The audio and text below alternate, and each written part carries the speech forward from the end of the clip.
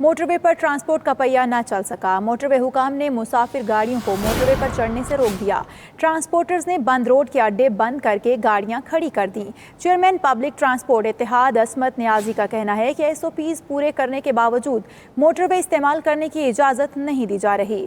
इसी हवाले से बात कर लेते हैं हमारे नुमाइंदे फ़हीम अमीन से। फ़हीम अमीन, बताइएगा, जब SOPs पर अमल दरामद हो रहा है तो फिर मोटरवे इस्तेमाल करने की इजाज़त क्यों नहीं दी जा रही? बिल्कुल जी, गुज़िश्ता रोज ट्रांसपोर्टर्स और सूबाई वज़रा के दरमियान जो मुज़ाकरात हुए थे उसके बाद GT रोड पर तो ट्रैफिक चल पड़ी है, लेकिन मोटरवे जो है अभी तक गाड़ियां चलने की इजाजत नहीं दी जा रही। ट्रांसपोर्टर्स का ये कहना है कि एक दो गाड़ियां जो हमारी मोटरवे की तरफ गई हैं तो उन्हें मोटरवे हुकाम की जानिब से रोक दिया गया है, और मोटरवे हुकाम का इस हवाले से कहना है कि इस हवाले से कोई SOPs नहीं मिले कि कमर्शियल गाड़ियां जो हैं वो मोटरवे पर सफर कर सकें। इस हवाले से चेयरमैन ट्रांसपोर्ट इत्तेहाद असमत नियाजी का कहना है कि हमारे तमाम अड्डे जो हैं जहाँ से मोटरवे के जरिए गाड़ियां। फ़हीम अमीन, आप हमारे साथ ही मौजूद रहिएगा। हमें ज्वाइन किया है चेयरमैन पब्लिक ट्रांसपोर्ट इत्तेहाद असमत नियाजी साहब ने। बहुत शुक्रिया सर आपके वक्त का। कहिएगा, क्या आपकी मोटरवे हुकाम से इस हवाले से कोई बातचीत हुई कि उनका क्या कहना है, क्यों मोटरवे इस्तेमाल करने की इजाज़त नहीं दी जा रही? जी, अस्सलाम वालेकुम जी।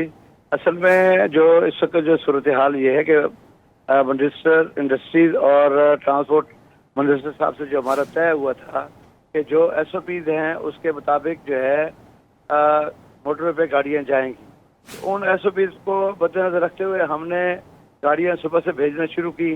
तो मोटरवे काम का कहना यह है कि क्योंकि हम वफाक के उससे हैं अंडर काम करते हैं, तो हम जब तक वफाक से हमें कोई वो नहीं आएगी तो हम उस वक्त तक कोई भी बिल्कुल इस पे गाड़ियां मोटर पे इजाज़त देने से कासिर है।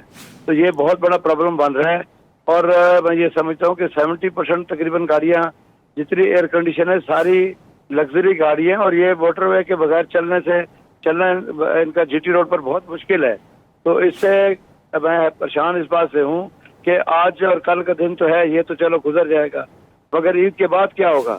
ईद के बाद जब तक गाड़ियां यहाँ से वहाँ दूसरे शहरों में जाएंगी नहीं तो वापस कैसे आएंगे, और पैसेंजर कैसे लोग वापस आएंगे? क्योंकि ईद के बाद ज्यादा रश होगा, इसलिए कि जो लोग वहाँ लॉकडाउन से पहले के गए हुए हैं उन्होंने भी वापस अपनी नौकरियों पे आना है और दूसरे लोगों ने भी अपने आना है। तो ये बहुत बड़ा इस वक्त मसला हमारे लिए है कि अब हम करें क्या, और गाड़ियाँ तो खुद खड़ी हो गई। फिर अब ये बिल्कुल सही, मुसाफिरों को भी इससे परेशानी का सामना करना पड़ रहा है। बहुत शुक्रिया, असमत नियाजी साहब हमारे साथ मौजूद थे। फ़हीम अमीन, आप हमें आगाह कर रहे थे। आप दोनों का शुक्रिया।